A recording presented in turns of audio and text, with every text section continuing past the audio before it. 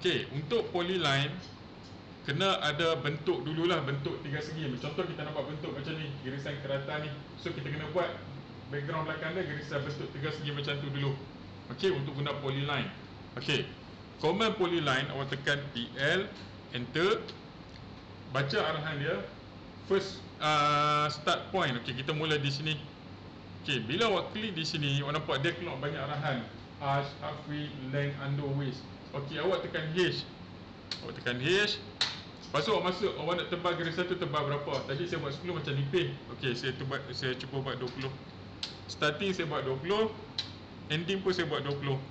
Lepas tu saya tekan enter. Nampak garisan tu dah jadi tebal. So awak klik, lepas tu awak tekan enter. Command tu selesai, nampak. So dapatlah bentuk ni. Okey, ini untuk buat bentuk garisan kena guna polyline. Okey dah? Okey, terima kasih.